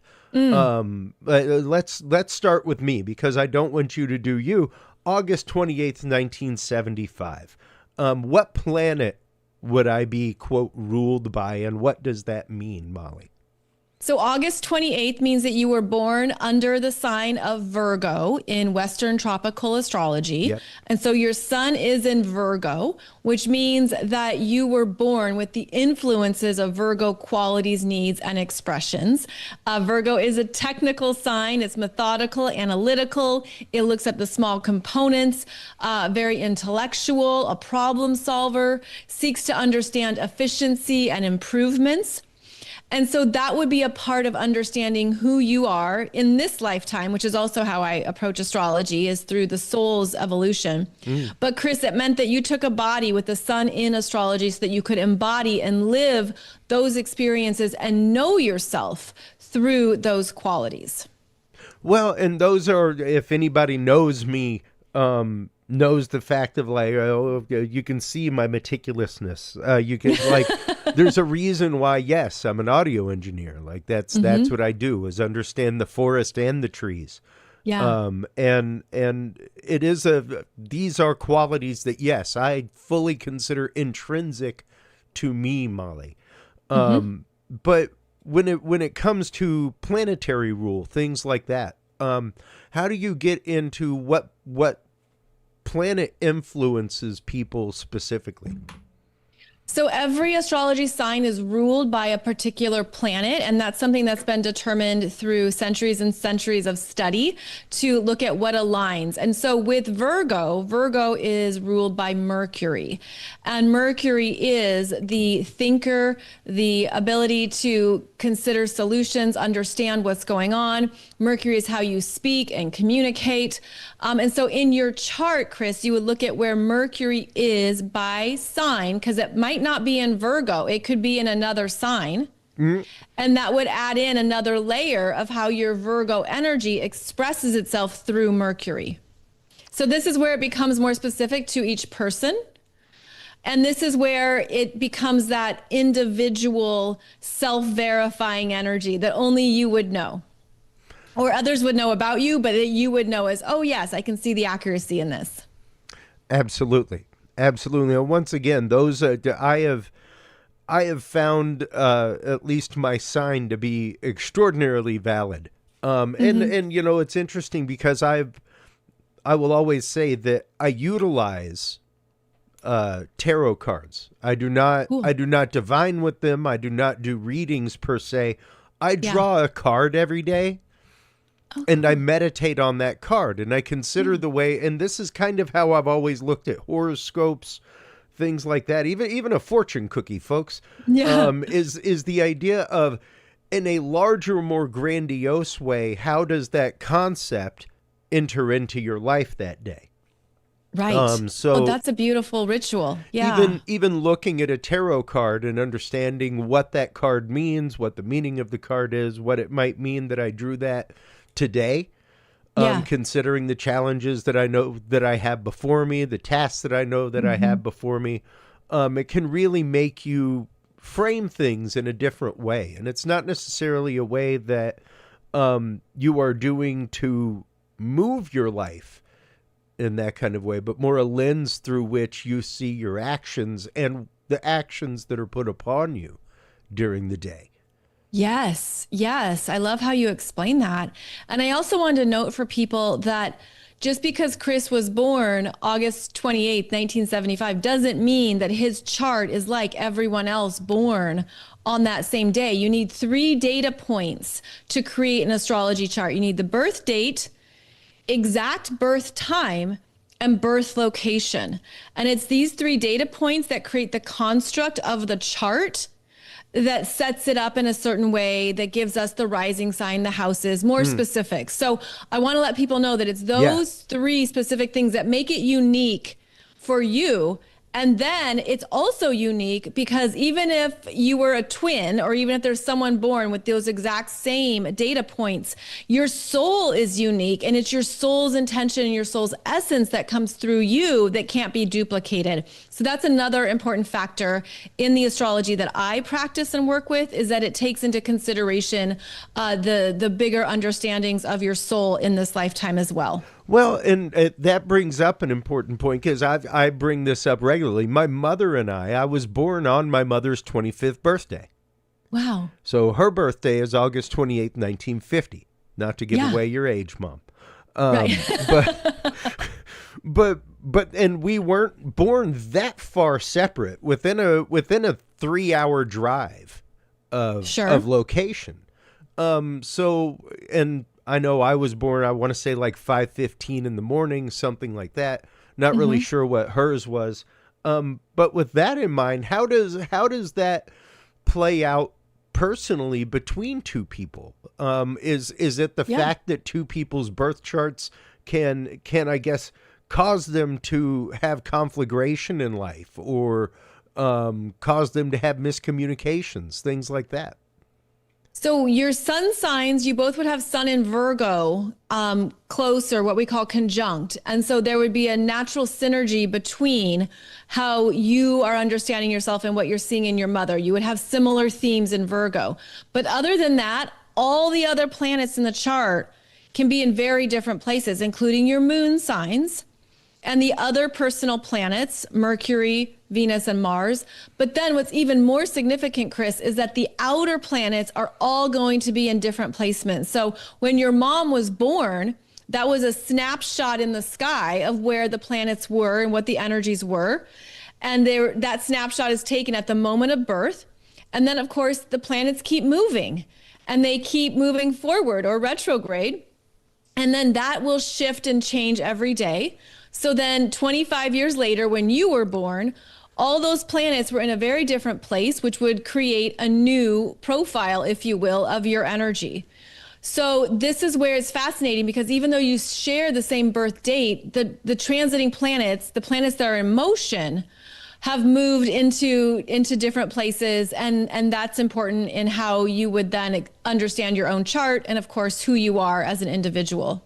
Absolutely. And I think now is a great time to actively get into the concept of transit and what a transit is and what it means when somebody's planet begins transiting through different signs, through different parts or houses of the horoscope, so to speak. Yeah.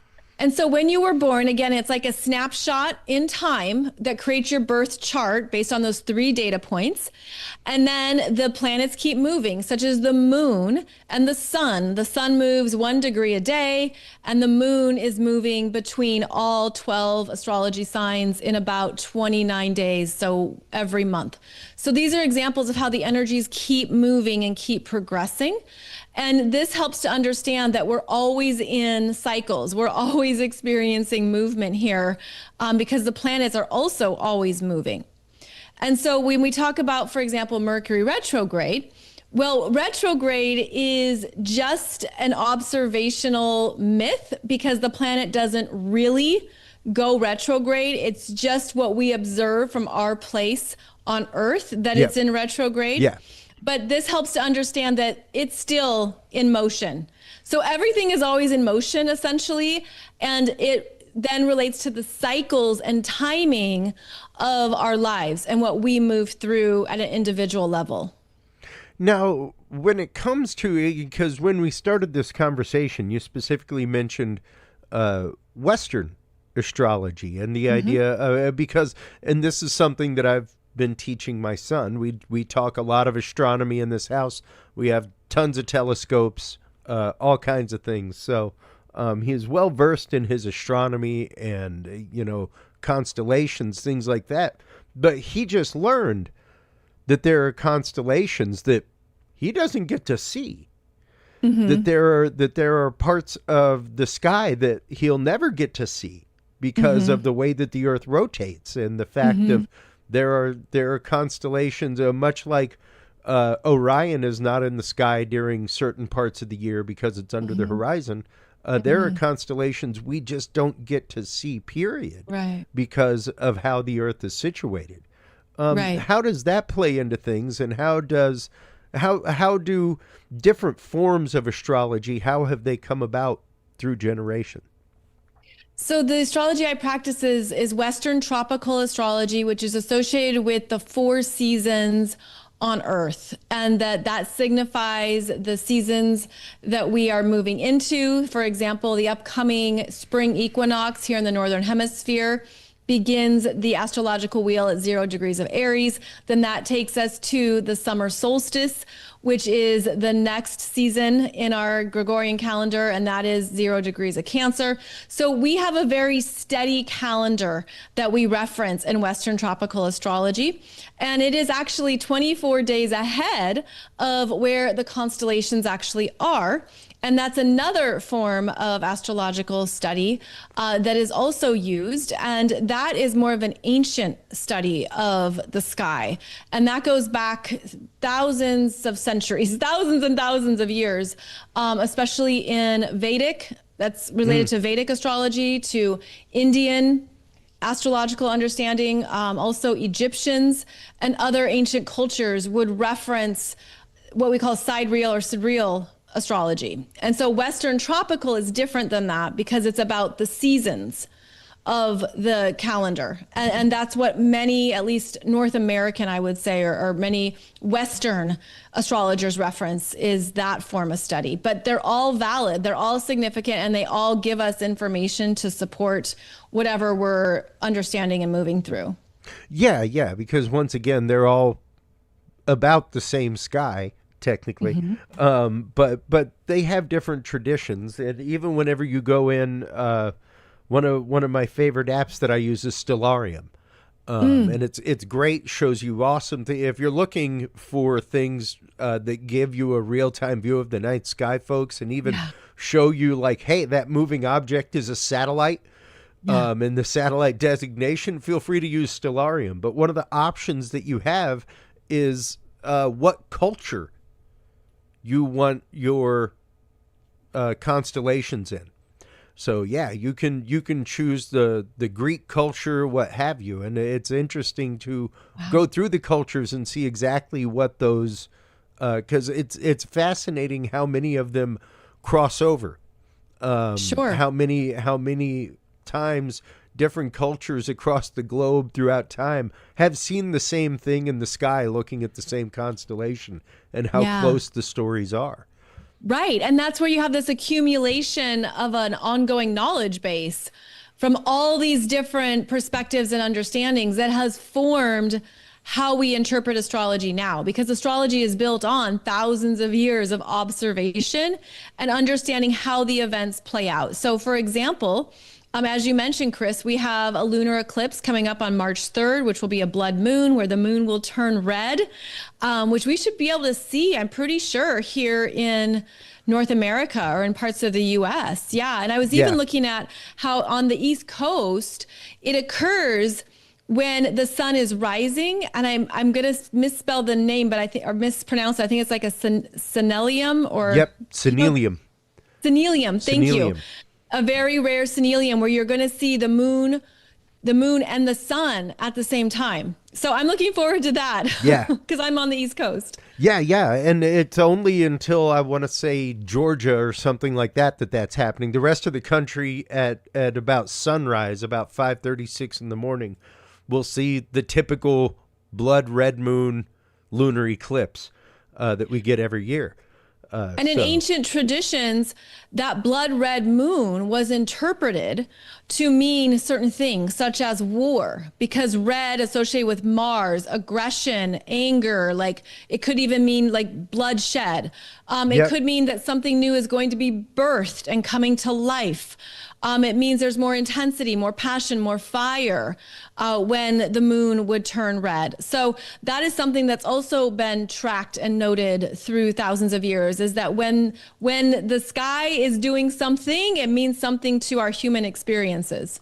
Yeah, exactly. And things like this specifically are something that, once again, are visible across cultures when that happens. And yes, it's something that we discuss regularly on this show, Molly, is the idea that we, as opposed to even generations very close to us, my grandfather's generation, for instance, they didn't, like, they saw via oil lamp, they saw electricity come into their town, stuff like that.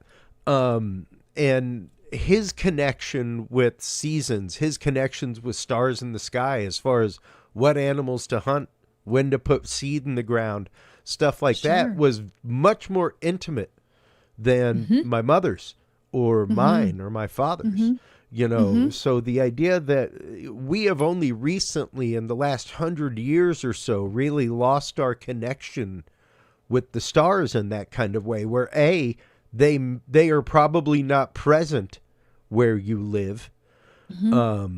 And all the city lights, we talk about that regularly in the world of MUFON and UFO, UAP sighting, things like that. Like when planetary conjunctions happen, frequently you can't see those planets within the city sky at all. So when they happen and that planet or those planets grow 2-3 times as large in the night sky, and you can suddenly see them and they're there for a long time, they get mistaken for a lot of different things. Sure. You know? And yeah, even right now, coming into, once again, numerous alignments in the night sky. We just had the conjunction of Saturn-Neptune, like we've been talking about.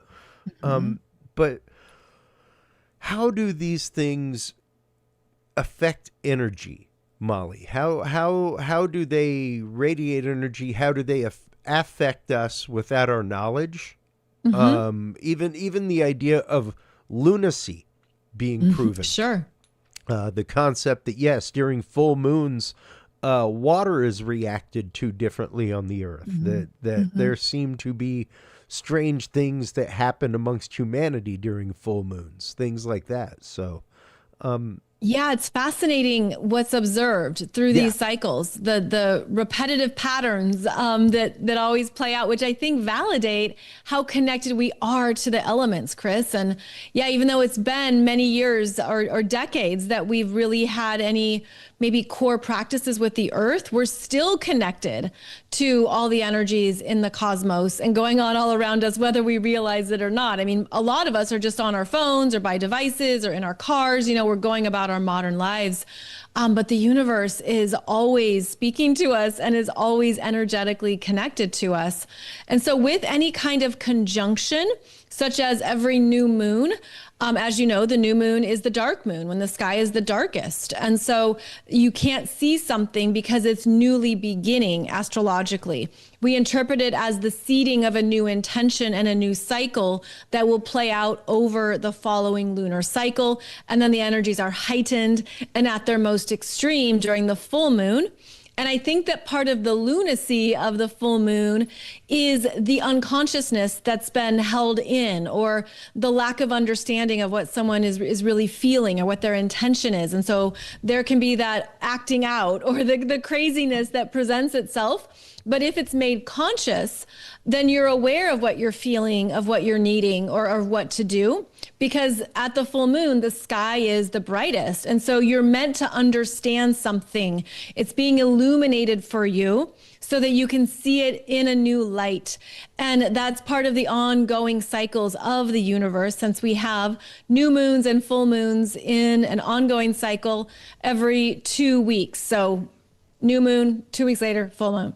Yeah. So that's part of our ongoing experiences, as you know. And astrologically, we work with those intentionally to look at what themes are being highlighted, what is the energy imprint, what's coming up right now that would be important to begin and work on. But then when we look at the bigger outer planets of Saturn and Neptune creating a conjunction, this only happens once every 36 years or so. And so this is when they are conjunct and there's a new cycle beginning that will play out over 36 years. And it's an initiation point here, especially because their conjunction was at 0 degrees of Aries, which hasn't happened for over 6,000 years. And I know that because of the work of astrologer Heather Ensworth, and through what Pam Gregory has shared too, that this is such an important new beginning point for humanity and for our planet that has been seeded with that Saturn-Neptune conjunction at 0 degrees of Aries back on February 20th. And 0 degrees of Aries is a world point. So it signifies that the world is entering into new evolutionary territory that's going to be playing out very strongly over the next few years with Saturn in Aries, but it's going to have a longer term effect, not just 36 years, but potentially thousands of years. So that's why these conjunctions can be so impactful and pivotal from an astrological lens, is because they mean we're entering into whole new territory that we've never been in before. Well, and, it's very interesting that you bring that up because, yes, we are preparing to enter into Age of Aquarius as we speak. And, of course, there's the famous song, all kinds of things. But in episode 207, we got in two things with Elizabeth Joyce. At the beginning of the new year, she used to do a prediction episode every year with Art Bell, and we've kind of revived that where, now for our New Year's episode, we're going to be doing predictions episodes with her. And one of the things I actually, while you were talking about the conjunction on February 20th, I brought up my notes on my electronic tablet here from my interview that I was making with her. And literally she has February 20th, great reset of energy, dreams come true, is what I wrote down. So like enough energy for the world to be able to make their dreams come true, for you to be able to make your dreams come true if you want. That is what the reset of energy on February 20th was all about. And it's fascinating that you brought that up as well, that's basically what you were saying about the Saturn Neptune alignment that happened and conjunction that happened. And it occurred in Aries, which is the first sign of the zodiac and the sign of your self-identity, personality, what you like, what you enjoy, how you know yourself. And so this supports us in feeling stronger in our personal concepts, in our personal identity, in owning who you are and your right to exist in being an individual. There can be more independence here, more courage, more of a desire to do something that you want because it calls to you without negotiating or compromising or trying to make other people happy. So the energy brings you into who you are now and asks you to act and live from that space in order for this new dream to transpire. Wow. Incredible. And once again, it is a point of personal choice. It's something that you get, like the example I used to give whenever I taught religion and spirituality to junior high and high school students was giving them a slinky to hold in their hand. Inside of that slinky is boundless potential energy. It's a spring, but you have to release the energy. Like, you have to be the one to push. The universe is there to do all kinds of things with you and for you. But you have to push. You have to ring the bell. It's like bells don't ring themselves. That's not how things work. That's brilliant, Chris. I want to use that example. That's so Feel great. Feel free, steal it. Yeah, just give me credit. I gotta go get a slinky. I know my son has a slinky somewhere around here. but literally, like you could hold that slinky in your hand all day long till you do something. It don't slink. It does nothing. Well, and you just want it to go down the stairs. Yeah. That's usually why. But even then, you got to push it. Yeah. Like, you could put it on the edge of the stair all day long. You have to initiate the energy, And even when it comes to this, even when it comes to, once again, that coming age of Aquarius, the reset of energy that we're talking about, you have to be the one to activate that. Right. And I think that's also a huge issue that people have with that people have with prayer, for crying out loud, Molly, is the idea of, even with astrology, even with all of what we're talking about, the points of manifestation, people put these things inside of a box. And inside of a very hard defined box. And when it doesn't cram into the box that they've set up, now suddenly it gets no credence. Right. And I think that's kind of a very myopic way to look at the world, but also a very sad thing to consider. The fact that because it didn't work by your precise definition, doesn't mean that it didn't work. Right. And it could be in motion and coming on its way, and it's just not here yet. And even just the fact that there are different words for intention and prayer and energy creation and focus, and they all mean the same thing. They're all asking you to focus on what do you want to activate, experience, and have in your reality. Well, and the other fact to consider here, folks, is that the lack of manifestation may have been the manifestation. It may have been the fact that even the way that you're asking to get what you want isn't the way you're supposed to get it. Brilliant. You know? Yes. Yes. And you have to be willing to concede that. You have to be willing to concede that perhaps what you want is not what's best for you. Right. You know? So reframe the consideration is, and understand, much like I have to tell my 8-year-old, the want is different than a need. Mm-hmm. The universe will fill all kinds of needs for you. Wants are a different story. Mm-hmm. Mm-hmm. And it goes vice versa, because you could want something and you don't get that. You get what you need, to quote the Rolling Stones. That's right. So that's right. So it's part of that dance. Now, speaking of the dance, things like that, but I'm sure that there are quite a few of my folks in the audience who were like, wait a minute, Molly cued into sidereal a few minutes ago. Let's revisit that concept, especially whenever it comes to times, because like you're saying, especially with birth chart, things like that, there's a lot there that has to do with specific time in which events happen, things like that. Mm-hmm. Is there a difference? Because I know there are people, at least in the remote viewing community, which I belong to, and practice in, that are very keyed into sidereal time, and the fact of, as opposed to just putting the date and the time, like you put the sidereal time, which is basically like your position within rotation in relation to the stars and the cosmos, as opposed to solar time, which is what time the sun is in the sky within the 24-hour day. How do those two different things play into astrology, and is there a difference in reading between the two? There are two, they are very different systems in astrology. They have different charts and different things that they take into analysis.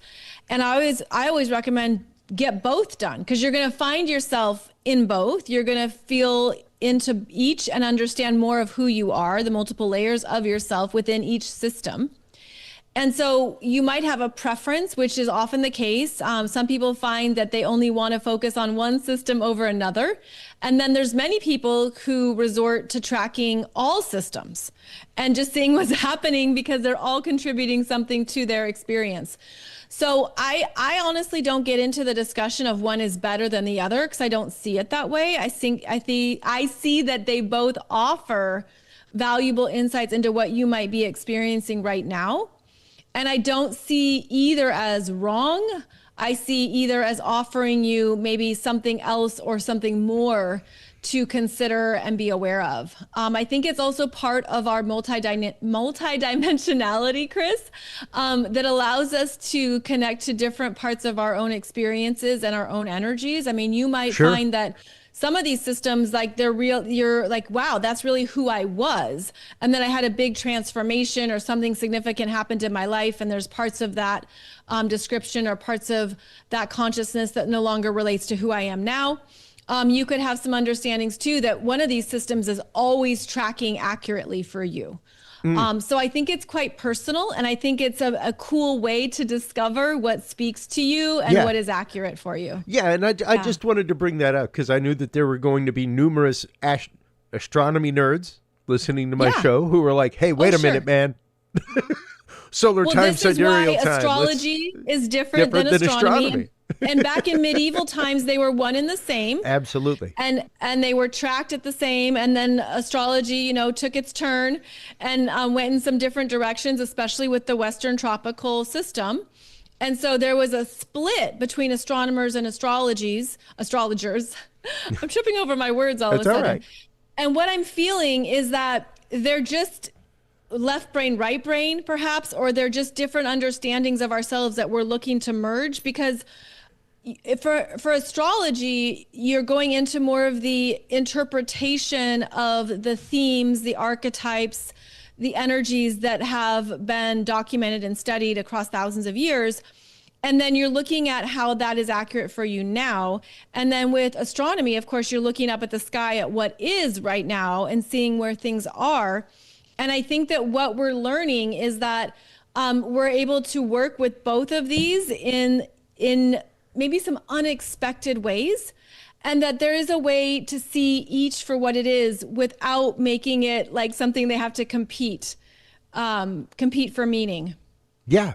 And I think it's important to note that yes, one leans on the other. They were once integrally combined, and they were not separate until we started getting into the days of Galileo, things like that, where we started realizing that there were moons around planets and things like that, and that the cosmos was built differently than we thought, and operated differently than we thought, and followed rules and regulations when it came to how things moved. That was really the beginnings of science as we know it, and the whole scientific method to begin with. And I think that that's where things strayed and differed. And much like modern medicine and herbology, things like that, where it's like, you can say no all you like. Feel free to take some willow bark and boil it if you're out in the woods. If you get hurt or have a headache, because that's aspirin.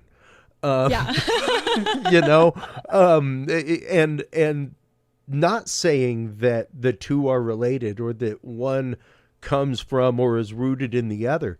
Astronomy is absolutely rooted in astrology and our understandings of it.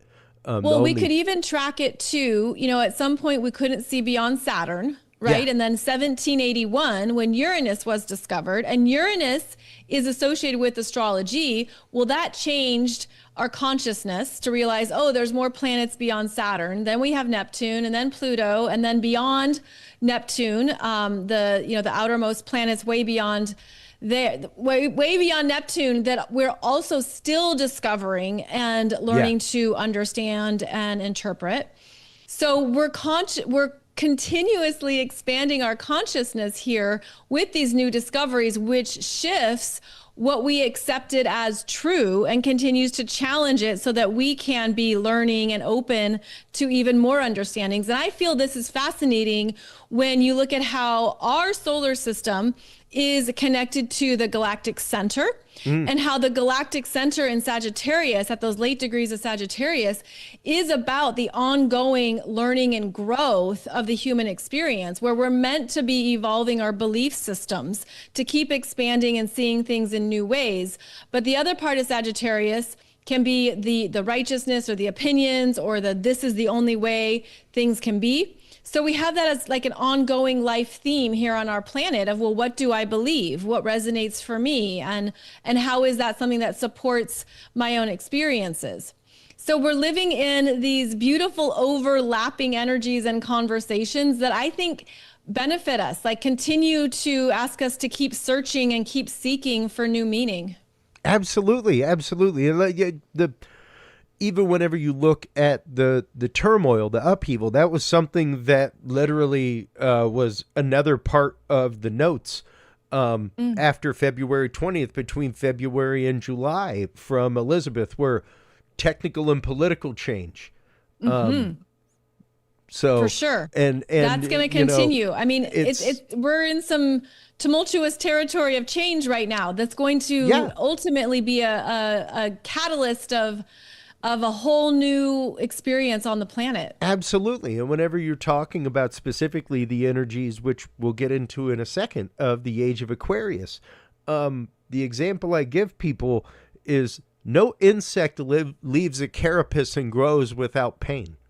That it doesn't happen. Their skin dries. It gets hard. They're expanding inside of it. It's painful. But when they burst forth, it's a whole new animal. That is how the cicada goes from pupa to locust and flies. Yeah. You know? Yeah. So it's a process by which we grow wings.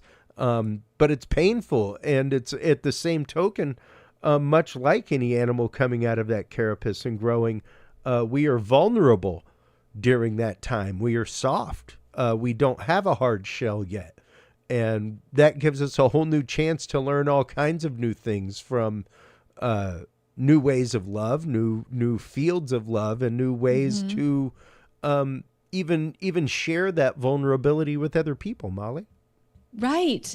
and to have more compassion for the process, for the unknowns, for what we're meant to trust that we can't see, and absolutely to have empathy and understanding for others as worlds break down, as self-identities change, as things that you once cherished or you thought would last forever fall apart and end. It's because there is something new on its way that you are emerging into. And so I guess I feel like one of the main themes right now, Chris, is that we're in the state of becoming, and there's no certainty with that. And so we're learning to trust that there's no certainty except, how you're able to continue to take your breaths and, feed yourself lunch. Yeah. And it is the concept of the only certainty is uncertainty, and that you can take comfort in that. You right. We've like dissected down to the basics here of what you can rely upon in yourself, and go from there. Well, and speaking of that, what can we look forward to with Aquarian energies, with moving into the Age of Aquarius from where we're at now?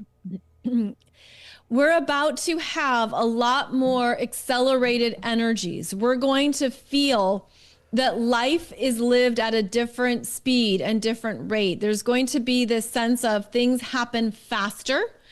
And this really takes off in, I'd say, around May, June, and then the rest of this year. So believe it or not, in some ways, we're still kind of in this slower phase. But 2026 is going to be a time when you're going to find you have to make decisions faster. You're going to have to do something sooner. You can't put it off for 2 weeks, because then it's no longer an option or the energy changes. We're going to be living at a faster rhythm. And for some people, they're made for this, and other people, they're not.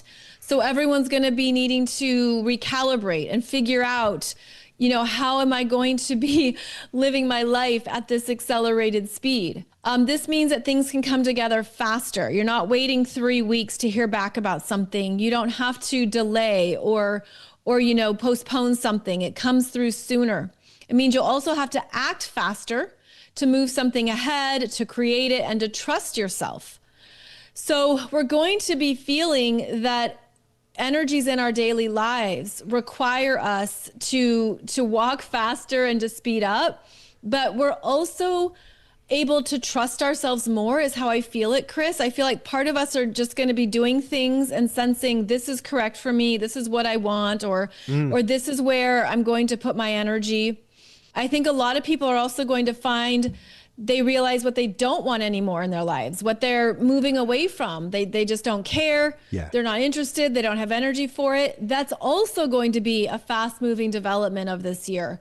So keep in mind, yes, of course, we have the incoming technologies of AI and all these other things going on that are changing our reality, changing jobs, industries, companies, changing, even how you go get a cup of coffee is going to look different pretty soon. Everything in schools.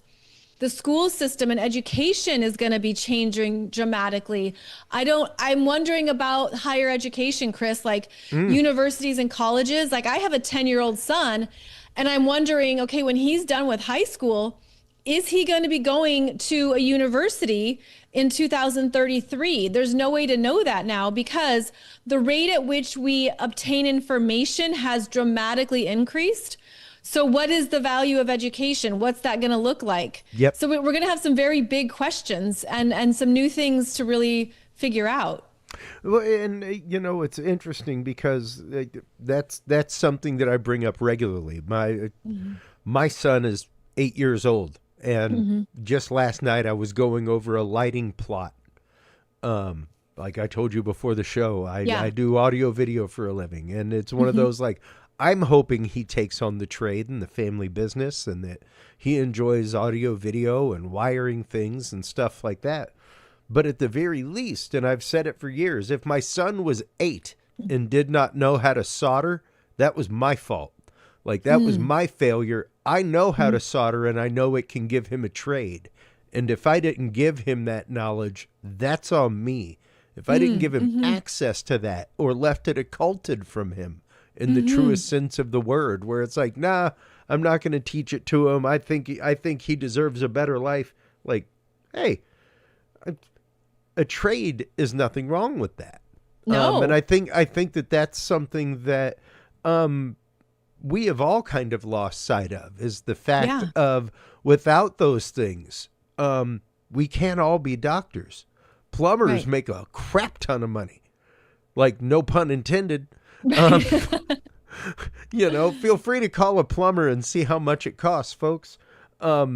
So yeah, even that concept of having new perspective coming into the Age of Aquarius, trying to understand the fact that we all need to gain new perspective on the world around us, on our fellow man, on how we have even the electronics and the connection that we have, you know, and how that happens, and having that kind of realization, I think, is hugely important. What can we look forward to? Because we've had, once again, Saturn, Neptune, but we've got Uranus, Pluto coming up as well this year. What can we look forward to with that? Because I want to say that's like July, isn't it? Well, we have Uranus entering Gemini late April 26th, I believe. And then Uranus in Gemini is going to sextile Pluto in Aquarius and sextile Neptune in Aries. Okay. And so here we're going to have that increase in our daily energies and in our environments, where we're going to have more technologies infused into what we do every day, including, as I said, education, but transportation, communications. I mean, you can get any information at any time now on your phone, right? So we're going to be sensing that everything's available to us. So what do I choose? And how I see it, Chris, is like we're going to have important choices to make around valuing each other, valuing our relationships, our friendships, our partnerships, like ensuring that for all the ways we are online and connected, we need human connection. We need each other. We need human understanding and heart and the realness of the human experience. So I think that part of these energies are also going to shape our values and say, we want to still maintain parts of our human experience that can't be duplicated by a computer. I don't only want to be texting or on my phone with somebody. I want them in person. I want the eyeballs, you know? Yeah. Like, I think we're going to sense more about what is valuable in being a human, and to prioritize that as things pick up and move faster. Wow. It once again, fascinating, because looking at the notes from Elizabeth, it's exactly what she said, Molly. Oh, cool. Yeah, exactly. And you know, that once again, I think, is the hugest part of all of it, is that connection, understand. And I think that of anything is more of what astrology, and don't get me wrong, astronomy will make you feel connected as well. When you look up there and you realize that, you know, in the glow of a nebula, that the blue gases are oxygen, and that's what gives us life, that the red gases are hydrogen, and without that, water wouldn't exist between the two, and we wouldn't exist, and that all of those elements are making stars glow, and we come from every bit of that. Without that supernova explosion, we literally would not be here. And that gives you connection, but knowing that the astrology is what can help give you connection with the people around you, with the world around you. And even the idea of the solar and sidereal, when you were talking about that, and the fact of they both give you a kind of a different view and a slightly different data set as far as the same event. The immediate conjoining that I had there was the meaning of a reverse card in tarot, which I don't, in what I do and how I use tarot in a meditative way to look at things and just look at symbology and how things are reflecting in my life, I don't even consider reversals. Not part of what I'm doing. If you're doing a grand 20 card reading and spread past, present, future, sure, a reversed card means something totally different. And should give you a different lens and perspective on that specific situation that it's applying to. But in the way that I apply it and use that tarot card, a reversal doesn't mean much to me, just a different way to look at solar and sidereal when it comes to these things and the data sets that they provide. And I think too, like on that note, Chris, bringing in the tarot, the Saturn-Neptune conjunction at 0 degrees of Aries is the Fool card. Oh, absolutely. And so we are, if we can be conscious fools, if we can be at least aware of what we're initiating and starting, then we can be open to the unknown of just beginning something because it speaks to you and it calls to you and it feels like it's something you're not meant to know just yet. And it's that beginner's mind that's meant to be, I think, encouraging right now.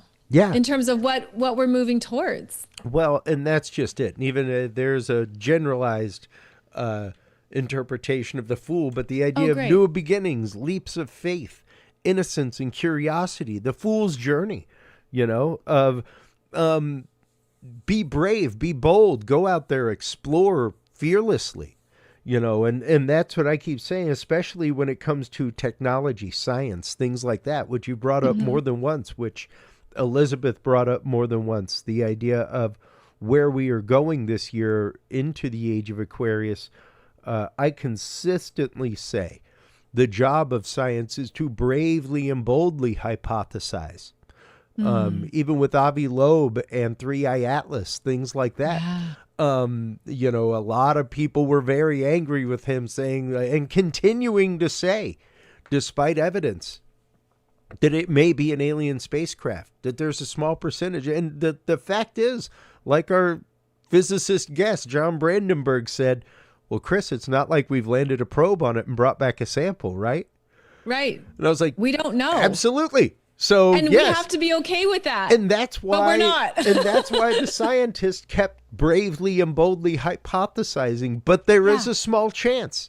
There is a small chance. Because, yes, until proven otherwise, you bravely and boldly hypothesize, Molly. Well, and I think about what was discovered underneath the pyramids in Egypt and how that was a shocking discovery. And we didn't know, right? And I feel like actually there's a real richness, Chris, into what we haven't discovered within the earth. That's a very exciting uncharted territory that we're going to be diving into as well over the next number of years. How the planet has been a place of ancient civilizations and practices from galactic beings for centuries. I think that's going to be a part of what comes through as well with all these advancing energies that I've been discussing. It's also opening us up to more galactic energies, ETs, UAPs, all of that coming forth, being more normal and mainstream, but also being more understood in how it's shaped Earth and our history. Yeah, absolutely. Molly, thank you so much for an amazing and revealing conversation. Thank you so much for your candid conversation today. Before we let you go, let everybody know where they can go to purchase your books, where they can go to get with you about astrologic readings and to learn more about astrology. Yeah, well, thank you so much for having me. I love this conversation. I'm over at mollymccord.online, and I do a podcast 3 times a week, Monday, Wednesdays, and Fridays, that you can find on YouTube, Spotify, Apple, and all podcast platforms. I also have 2 books.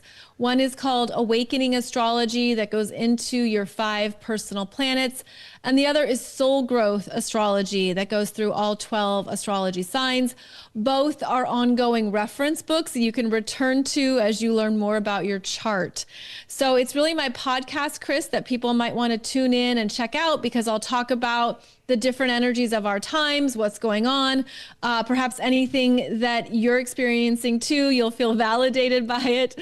But yeah, I hope you'll connect with me there. And just as always, thank you for this wonderful chat. I had a great time. Absolutely. Same here. Hold the line real quick while we close things out with the audience, Molly. Great. Absolutely. Well, you are online, everyone, checking out the amazing website of Molly McCord. Make sure to stop on by. curiousrealm.com. That is where you can like, follow, subscribe. That is where you can find the embedded YouTube channels of all of our guests. That's where you can find over at curiousrealm.com/store all of the music that we make for experiencers, as well as all of the books and classes and videos from our guests. That's also where you can find your link to the field observation and encounter log made by Curious Research, folks. If you are an investigator into the world of UAPs, cryptozoology, paranormal, if you are out in the field doing work, this is your pocket field guide to write down your field experiences as they happen so that you have actual data. They're ready to shake hands with science come the day that you need to do so. Thank you so much, as always, everybody, for your time tonight. Thank you for your open hearts, your open minds. That is what makes the conversation. And without the conversation, humanity does not march forward. So remember, take care of yourselves, take care of each other, and stay curious. We'll talk to you soon. Bye-bye. Thank you for tuning into this episode of The Curious Realm. Stay tuned for more guests, forbidden topics, and hidden truths. Follow us on social media by searching Curious Realm. To download the official Curious Realm app and view the Knowledge Vault, or become a sponsor of Curious Realm, visit our website at curiousrealm.com. Curious Realm is available on your favorite podcast and video services, curiousrealm.com, as well as KGRA Radio, APR TV, and the official Curious Realm app for Roku devices. Curious Realm is a proud member of the Ground Zero Media family of podcasts. For more shows and members-only content, visit groundzeroplus.com today.